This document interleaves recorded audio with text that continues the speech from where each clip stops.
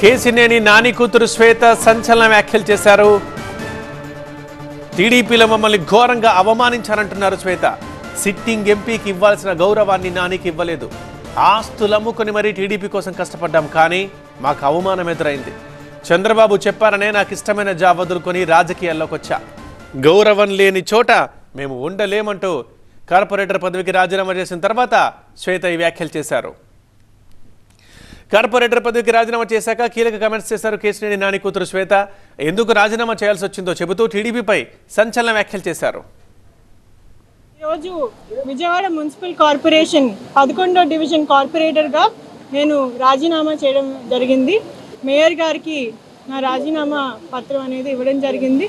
ఆమె ఆమోదించి అలాగే దాని మీద సైన్ చేసి ఇస్తామని చెప్పి తెలియజేశారు.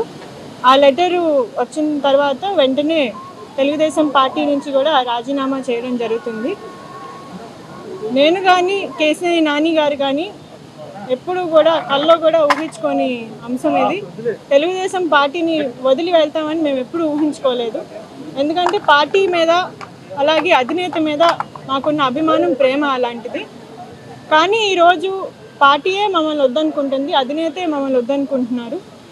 ఇక్కడ ఒక సిట్టింగ్ ఎంపీగా కేసినేని నాని గారిని విజయవాడ ప్రాంతంలో జరిగే తెలుగుదేశం పార్టీ కార్యక్రమాల్లో జోక్యం చేసుకోవద్దు, ఇన్వాల్వ్ అవ్వద్దు అనే సందేశం అనేది పార్టీ అధినేత నుంచి అలాగే అధిష్టానం నుంచి వచ్చింది. ఇంత జరిగిన తర్వాత వాళ్ళు వద్దనుకుంటున్నప్పుడు మేము ఇంకా పార్టీలో కంటిన్యూ అవ్వడం అనేది సమంజసం కాదు, మర్యాదపూర్వకంగా ఉండదు. అందుకనే మేము ఈ స్టెప్ తీసుకుంటున్నాము.